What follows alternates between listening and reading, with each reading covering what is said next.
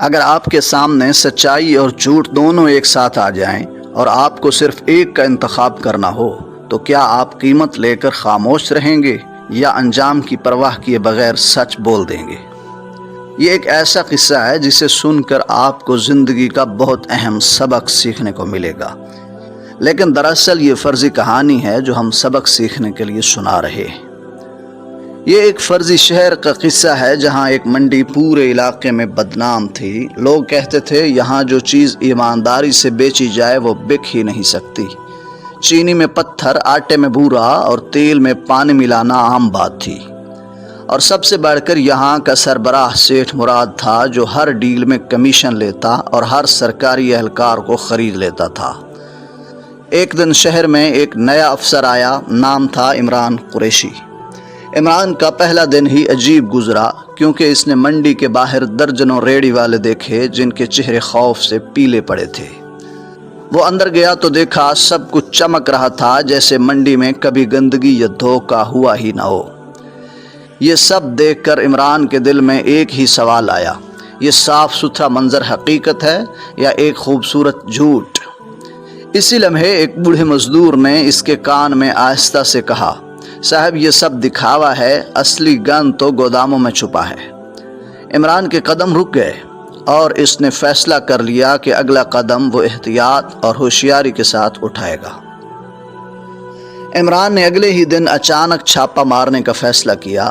اس نے نہ کسی کو اطلاع دی اور نہ کوئی کاغذی حکم جاری کیا، بلکہ 2 کانسٹیبلز کو ساتھ لے کر صبح سویرے منڈی پہنچ گیا۔ گیٹ پر موجود چوکیدار نے سیٹھ مراد کو فوراً خبر کر دی۔ چند منٹ میں گوداموں کے تالے کھل گئے اور اندر کا منظر دیکھ کر عمران کا شک یقین میں بدل گیا۔ گندے بورے، بدبودار تیل کے ڈبے اور چینی میں ملے پتھر ہر طرف بکھرے تھے۔ عمران نے سب کچھ ضبط کرنے کا حکم دیا اور موقع پر موجود مزدوروں سے پوچھ گچھ شروع کر دی۔ اسی دوران سیٹھ مراد آہستہ آہستہ چلتا ہوا آیا۔ چہرے پر مصنوعی مسکراہٹ لیے اس نے عمران کا ہاتھ پکڑ کر کہا، صاحب آپ نے تکلیف کی، چائے پانی کا انتظام کر دیتا ہوں۔ عمران نے ہاتھ جھٹک کر کہا، سیٹھ یہاں چائے پانی نہیں بلکہ قانون کی بات ہوگی۔ سیٹھ مراد نے دھیرے سے کان میں کہا، قانون تو ہمارے ہاتھ میں ہے، آپ بھی کچھ لے لیجئے اور آرام سے بیٹھ جائیے۔ عمران نے سخت لہجے میں جواب دیا، میں بکنے نہیں آیا، انصاف کرنے آیا ہوں۔ سیٹھ مراد کے چہرے پر لمحے بھر کو غصہ آیا، مگر فوراً بدل کر وہ ہنسنے لگا اور بولا، ٹھیک ہے صاحب، پھر دیکھتے ہیں کس کا انصاف زیادہ وزنی ہے۔ چھاپے کے بعد منڈی میں ہلچل مچ گئی۔ سیٹھ مراد نے اگلے ہی دن اپنے خاص آدمیوں کو بلا کر منصوبہ بنایا کہ اس عمران قریشی کو سبق سکھانا ہے۔ رات گئے ایک خفیہ میٹنگ میں سیٹھ نے کہا، کل سے شہر بھر میں یہ خبر پھیلاؤ کہ افسر نے چھاپے کے دوران مجھ سے پیسے لیے ہیں۔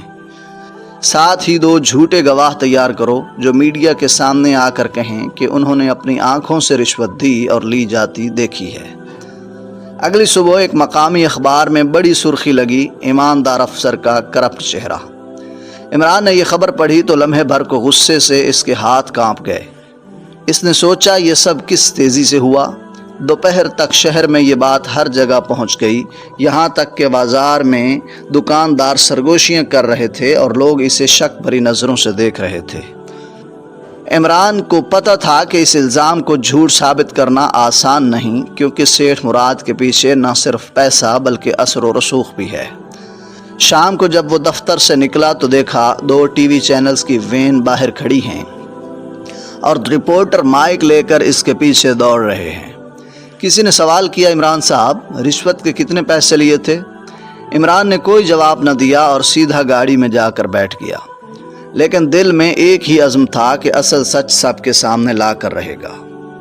الزام لگنے کے بعد اگلے 2 دن عمران قریشی کے لیے کسی ڈراؤنے خواب سے کم نہ تھے۔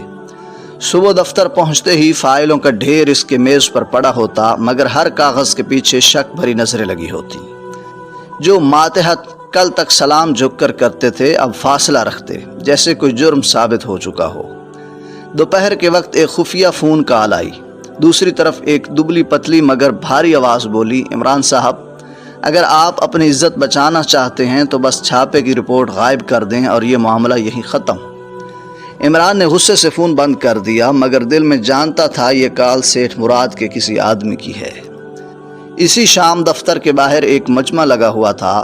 میڈیا والے مائک آگے کیے سوال پر سوال کر رہے تھے۔ کوئی کہتا استعفیٰ دو، کوئی کہتا گرفتاری ہونی چاہیے۔ اسی ہجوم میں ایک شخص بار بار عمران کی طرف دیکھ رہا تھا، کپڑے میلے کچیلے مگر آنکھوں میں کچھ کہنے کا اشارہ۔ جب مجمع تھوڑا چھٹا تو وہ قریب آ کر بولا، صاحب میں منڈی میں مزدوری کرتا ہوں، چھاپے والے دن میں نے سب دیکھا ہے، کون سا مال کہاں چھپایا گیا اور کس نے پیسے دینے کی کوشش کی۔ عمران نے فوراً اسے ایک طرف لے جا کر تفصیل پوچھی۔ اس نے بتایا کہ گودام نمبر 4 کے پیچھے ایک خفیہ کمرہ ہے جہاں اصلی مال اور رشوت کے پیسے رکھے گئے تھے۔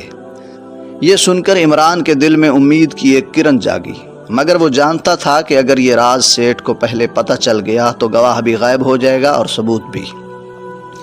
اسی رات عمران نے ایک خفیہ منصوبہ بنایا کہ اگلی صبح بغیر کسی کو بتائے گودام پر دوبارہ چھاپا مارے گا، مگر اس بار میڈیا کو بھی ساتھ لے جائے گا تاکہ سچائی سب کے سامنے براہ راست آئے۔ اگلی صبح سورج نکلنے سے پہلے ہی عمران قریشی اپنی گاڑی میں بیٹھا اور سیدھا منڈی کے اس گودام کی طرف روانہ ہوا۔ راستے میں اس نے 2 نیوز چینلز کی ٹیموں کو بھی خفیہ طور پر بلا لیا تھا، یہ کہہ کر کہ آج انہیں اصل خبر ملے گی۔ گودام کے گیٹ پر پہرا دینے والے پہلوان جیسے 2 دربان عمران کو دیکھ کر چونکے، مگر میڈیا کے کیمرے دیکھ کر ہٹنے پر مجبور ہو گئے۔ اندر داخل ہوتے ہی گودام کا مینیجر گھبرا گیا اور فون پر کسی کو اطلاع دینے لگا، مگر عمران نے فوراً اس کا موبائل ضبط کر لیا۔ مزدور گواہ بھی عمران کے ساتھ تھی۔ اس نے سیدھا گودام کے پچھلے حصے کی طرف اشارہ کیا۔ وہاں ایک بڑی الماری کے پیچھے ایک لکڑی کی دیوار تھی جو باہر سے عام لگتی تھی مگر اندر سے خفیہ دروازہ کھلتا تھا۔ دروازہ توڑتے ہی اندر کا منظر سب کے ہوش اڑا دینے والا تھا۔ نوٹوں کے بنڈل، غیر قانونی سامان کے ڈھیر اور ایک رجسٹر جس میں ہر رشوت کی تاریخ، رقم اور افسر کا نام درج تھا۔ رجسٹر کے ایک صفحے پر سیٹھ مراد کا اپنا دستخط چمک رہا تھا۔ میڈیا کے کیمرے ہر منظر براہ راست دکھا رہے تھے اور چند ہی لمحوں میں یہ خبر پورے شہر میں پھیل گئی۔ 2 گھنٹے بعد سیٹھ مراد خود پولیس کے ساتھ گودام پر پہنچا، مگر اب سب کچھ اس کے خلاف تھا۔ وہ جتنا بھی صفائی پیش کرتا، ثبوت اس کے منہ پر تماچا بن کر کھڑے تھے۔ پولیس نے موقع پر ہی اسے ہتھکڑی لگا دی۔ لوگوں کا ہجوم خوشی سے نعرے لگا رہا تھا اور وہی دکاندار جو کل تک عمران پر شک کر رہے تھے آج اس کی ایمانداری کی تعریف کر رہے تھے۔ چند دن بعد عدالت نے سیٹھ مراد کو کئی سال قید کی سزا سنائی اور منڈی کے گوداموں کو نئی نگرانی کے تحت صاف ستھرا کر دیا گیا۔ عمران قریشی نے یہ مقدمہ جیت تو لیا، مگر اس نے میڈیا سے صرف ایک جملہ کہا جو بعد میں شہر کے ہر دیوار پر لکھا گیا: جھوٹ کے پاس دوڑنے کی طاقت ضرور ہوتی ہے، لیکن سچ کے پاس منزل تک پہنچنے کی صلاحیت بھی ہوتی ہے۔